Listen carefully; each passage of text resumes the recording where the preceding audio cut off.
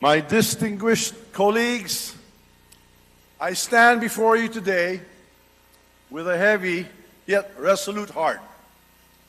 Recent events compel me to address not only the accusations that have been hurled against me personally, but also the attacks on the institution we hold sacred, the House of Representatives, the heart of our democracy and the voice of the Filipino people. Let me begin with a matter that is both alarming and unprecedented.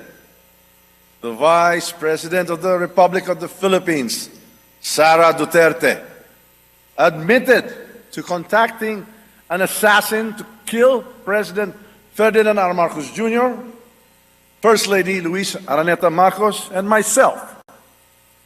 Let me be clear. Hindi na to biro. Hindi na to normal na panalita. Isa itong direktang banta sa ating demokrasya, sa ating pamahalaan, at sa seguridad ng bayan.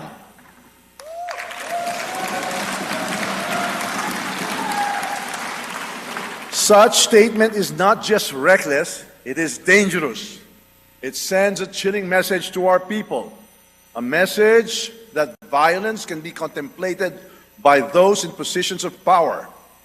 This is not just an affront to the individuals targeted, it is attack on the very foundation of our government. It is an insult to every Filipino who believes in the rule of law and the sanctity of life. Violence has no place in our society. It is irreconcilable with the values that have taught and guided us for years. Values of respect and amicable, peaceful conflict resolution. We cannot let this pass as mere rhetoric. The gravity of such confession demands accountability. It demands answers. It demands that we, as the representatives of the Filipino people, take a stand to protect our democracy from any and all forms of threats. The actions of the Vice President will go down in the annals of history like a nightmare that will haunt our people for generations. And this House will do whatever we can to protect the dignity of this institution and the 100 million Filipinos we represent.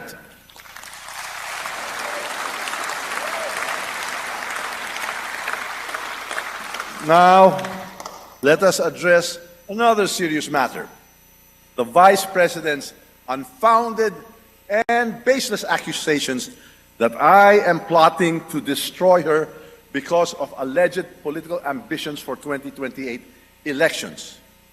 My colleagues, these accusations are not only untrue, they are a desperate attempt to distract from the real issues at hand. Malinaw ang katotohanan. Ang trabaho ko bilang speaker ay maglingkod, hindi manira. Ang politika na paninira ay hindi kailanman naging bahagi ng aking prinsipyo.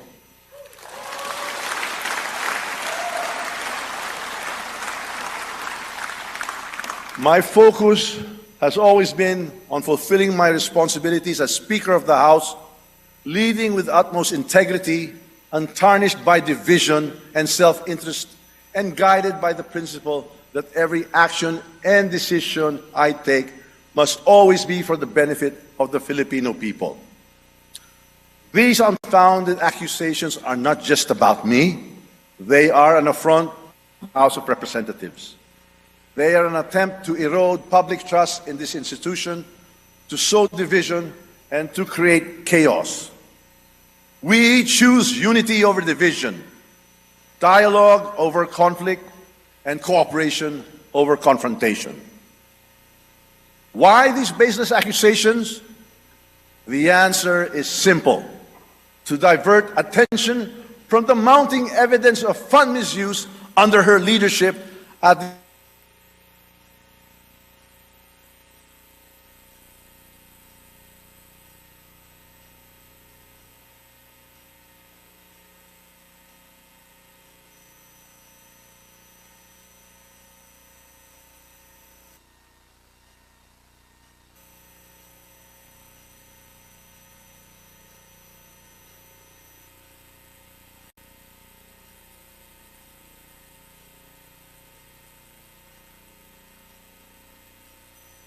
and accept vague explanations and evasive responses. Kung wala kang itinatago, bakit hindi sagutin ang mga tanong? Karapatan ng taong bayan na malaman ang katotohanan. Hindi ito personal. Ito ay usapin ng pananagutan at tiwala ng taong bayan. Instead of providing clarity, we have seen attempts to shift the narrative, to create distractions, and to fabricate stories. But let me remind everyone that truth is resilient. No amount of noise can drown it. This House of the People is a sacred institution. It is the embodiment of the people's will, and its dignity must be upheld at all times. Ang Kongreso ay sagrado. Ang mga patakaran at seguridad dito ay hindi nilalabag. Ang paglabag sa mga ito ay kawalang galang sa taong bayan ng ating pinaglilingkuran. Disrespect for the protocols, security measures, and leadership of this institution is not just a breach of rules, it is a breach of trust.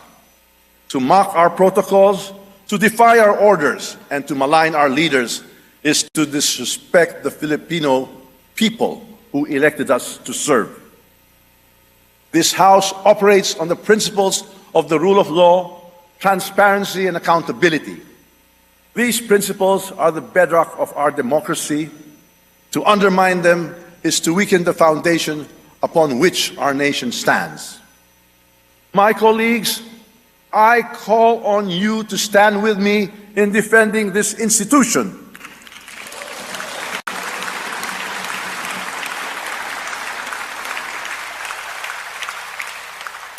Ipaglaban natin ang dignidad ng Kongreso. Ipaglaban natin ang katotohanan. Ipaglaban natin ang ating demokrasya.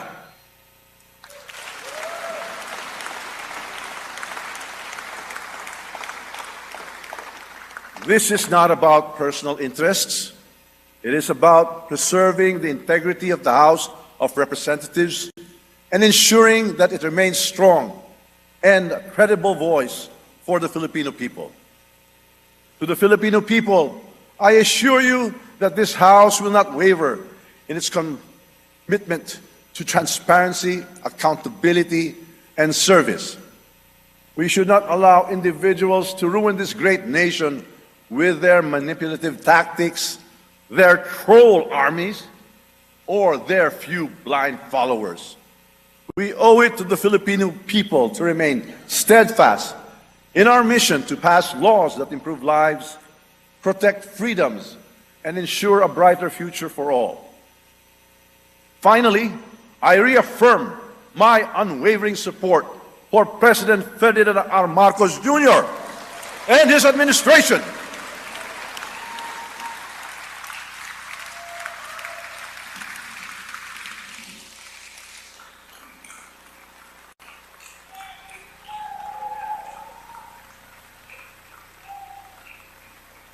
Together, we will continue to advance the reforms and policies that will lead us to economic recovery, national security, and a more equitable society.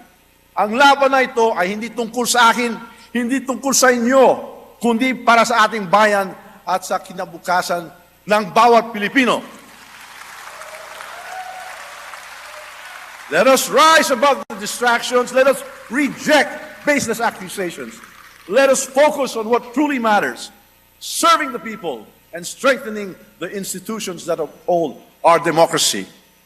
Let us stay focused, steadfast, and committed to the great job we are doing. It is indeed my honor and privilege fighting this battle with and for all of you. Thank you, and may God bless the Philippines. Mabuhay ang Kongreso! Mabuhay ang sambayang Pilipino!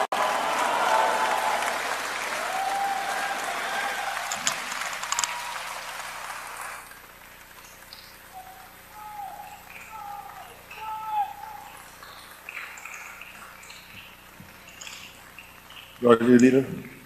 Mr. Speaker, I move to suspend session for a few minutes. Session suspended.